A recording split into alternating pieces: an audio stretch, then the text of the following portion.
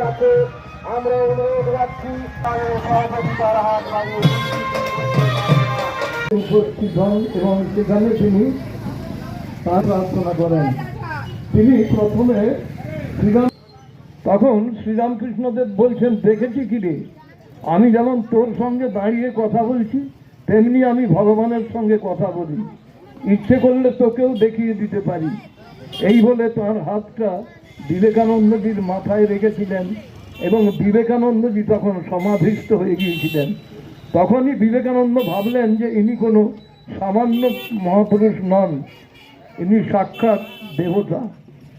তখন থেকে তার সঙ্গেই যোগাযোগ বাড়তে থাকে এবং বিবেকানন্দের এই চাকরি খোঁজার পরিবর্তে তার জীবনের ত্যাগ বৈরাগ্য জাগ্রত হয় এবং তিনি এই জগতের যে কামনা বাসনা এবং আর্থিক উপার্জন এই পথকে বাদ দিয়ে তিনি ত্যাগের পথে গমন করেন।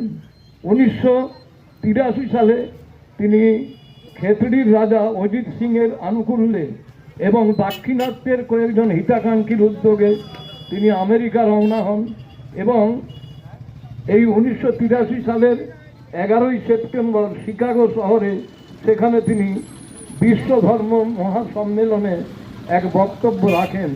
সেখানে তিনি পাশ্চাত্য জগতের সমস্ত বিশিষ্ট মনীষীদের দৃষ্টি আকর্ষণ করেন এবং তার সুনাম সারা বিশ্বে ছড়িয়ে পড়ে। এরপরে তিনি ভারতে ফিরে আসেন।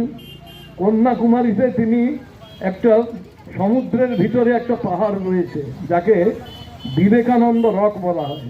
যারা কন্যাকুমারীতে গেছেন তারা নিশ্চয়ই এটা দেখেছেন। সেখানে বিবেকানন্দের নামে একটি মন্দির করা আছে এবং তিনি যে তপস্যায় বসেছিলেন সেখানে তিনি কুমারী মায়ের দর্শন পেয়েছিলেন ওই পাহাড়ে।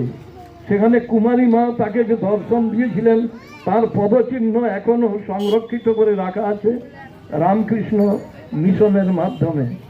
সেখানে ধ্যানের ঘর করা আছে।